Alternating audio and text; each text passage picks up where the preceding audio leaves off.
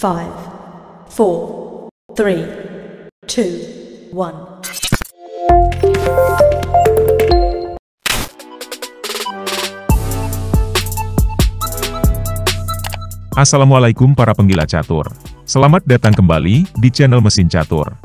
Bersama saya Bang Kemal. Kalian semua bisa memanggil dengan menyingkat nama saya menjadi Bang Ke.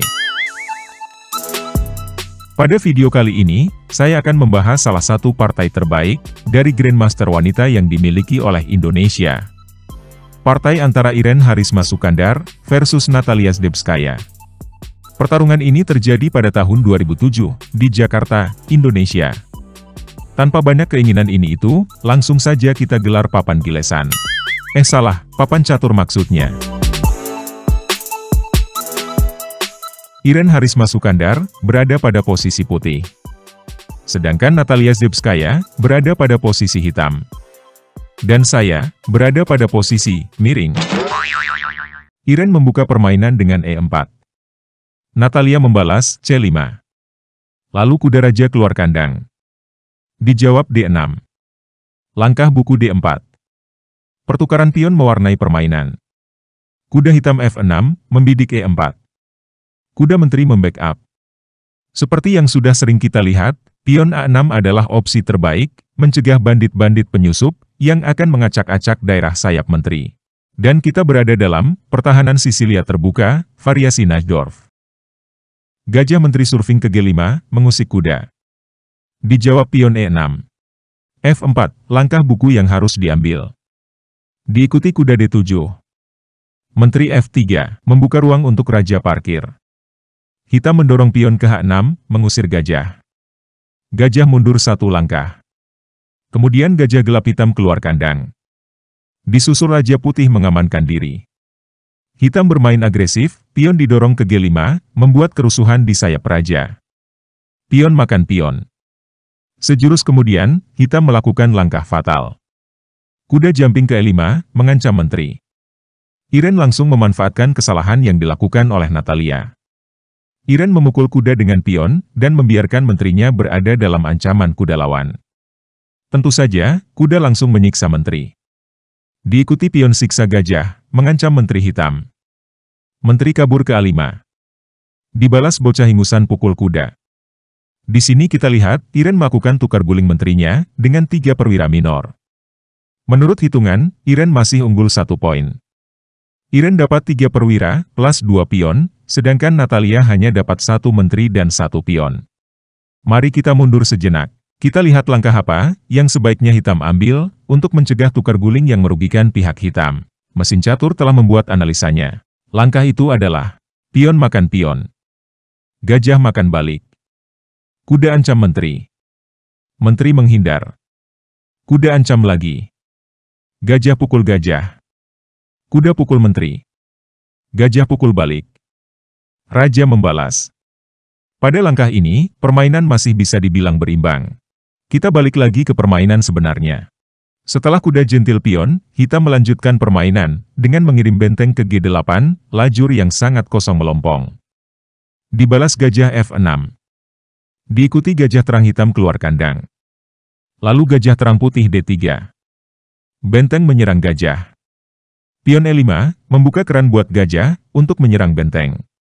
Tak ingin terus diteror, akhirnya benteng memutuskan untuk menyiksa gajah. Bocah ingusan menyiksa balik. Kemudian menteri menakut-nakuti raja lawan, skak. Raja masuk ke dalam istana. Menteri menjilat pion, sambil membidik kuda. Irene membiarkan kudanya diincar menteri, lalu membawa benteng ke G1, sebuah langkah brilian, mengancam skak sebom. Tentu saja, raja menghindari bencana yang akan menimpanya, pion pun jadi sasaran. Kemudian, Irene membuat langkah brilian lagi. Kuda jumping ke F5, skak. Kalian tahu dong, tujuan dari kuda yang mengorbankan diri ini. Coba perhatikan baik-baik, pahami dan cermati. Saya beri waktu kalian, 7 hari 7 malam, untuk mengetahui apa maksud dari langkah ini. Saya akan menghitung mundur dari 1 juta. 1.999.999, 999.998, 999.997, 999.996, 999.995. Oh my god, ternyata lama ya bro. Udah ya bro, mikirnya. Maksud langkah ini adalah, jika pion pukul kuda, kembarannya akan menggarpu raja dan menteri. Langkah yang cukup tricky bukan?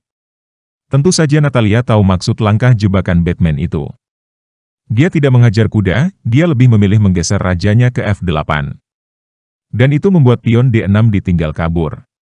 Tentu saja Irene langsung menjitak pion yang diterlantarkan itu, sambil menekan pion yang lain. Gajah membackup bawahannya, sembari membidik F3 2 kali. Gajah terang putih menghalangi. Lalu hitam menggeser benteng ke D8. Dibalas pion A3. Menteri mundur ke E7, memberi tekanan pada kuda 2 kali. Gajah H7, mengancam skakmat.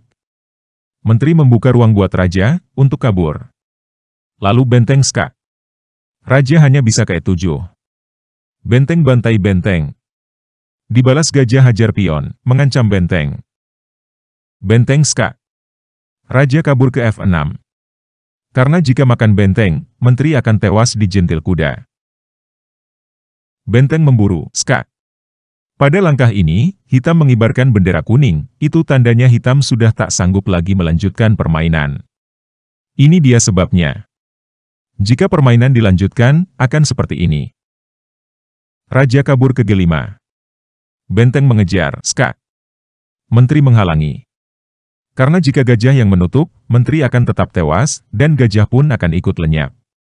Jika kalian tidak percaya, silahkan analisa sendiri. Saya selalu menyertakan anotasi di kolom deskripsi. Silahkan dicek. Lalu kuda skak. Raja H4. Benteng hajar menteri, skak. Gajah hajar balik. Kuda jentil pion. Pada langkah ini, hitam sudah dipastikan akan kalah. Hitam hanya menyisakan gajah, dan 3 pion yang saling berjauhan. Seperti yang kita tahu, jika pion saling berjauhan, akan sangat mudah buat lawan untuk mengeksploitasinya. Demikianlah partai yang sangat menginspirasi ini. Klik tombol like jika kalian menyukai video ini. Jika tidak suka, cobalah untuk menyukai. Karena suka itu lebih menyenangkan daripada membenci. Akhir kata, I'm gonna miss you, bye-bye and miss ya. Wassalamualaikum warahmatullahi wabarakatuh. Merdeka!